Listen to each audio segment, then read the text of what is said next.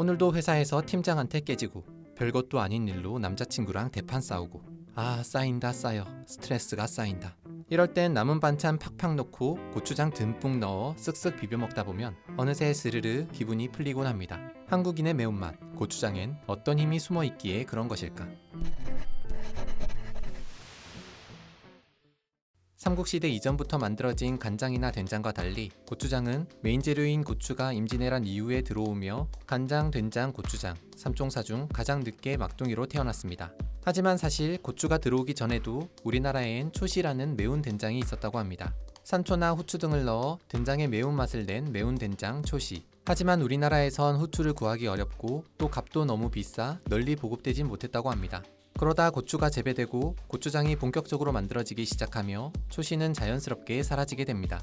1800년대 초 조선시대의 여성실학자 빙어각 이씨가 쓴 여성백과사전 규합총서를 보면 순창 고추장과 천안 고추장이 팔도 명물 중의 하나로 소개가 되어 있는데 이미 조선시대부터 고추장은 역시 순창 고추장 얘기가 내려왔다는 사실입니다. 조선의 왕들 중에선 특히 영조가 고추장을 좋아했다고 전해지는데 식욕이 떨어질 때면 꼭 고추장을 찾았으며 송이버섯, 전복, 어린 꽁고기와 함께 고추장을 밥도둑으로 꼽았을 정도라고 합니다. 고추장 역시 된장이나 간장처럼 무엇을 가지고 만드느냐에 따라 그 종류가 무척 다양해집니다. 일단 만드는 방법에 따라 재래식 고추장과 계량식 고추장으로 나뉩니다.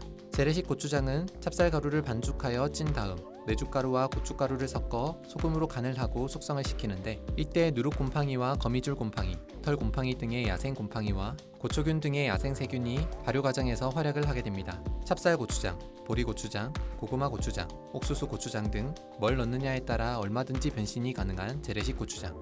그에 반해 계량식 고추장은 주로 밀가루를 이용해 만듭니다. 야생균 대신 황구균을 배양한 코지를 이용해 고추장을 만드는 것이 특징입니다.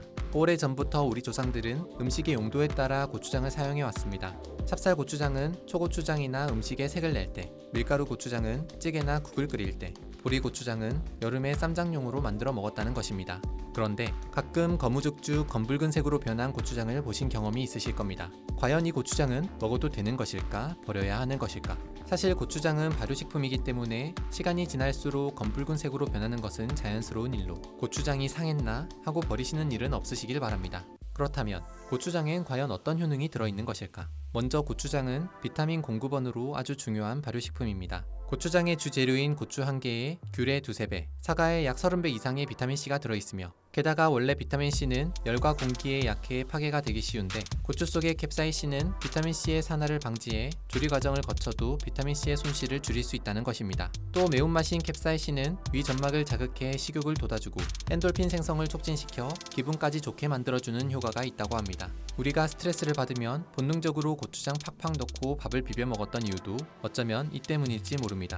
하지만 맛있다고, 스트레스 받는다고 고추장을 한꺼번에 너무 많이 먹으면 피부에 반점이 생기고 위를 상하게 할 수도 있으니 뭐든지 적당히가 좋다는 사실 꼭 기억하시길 바랍니다.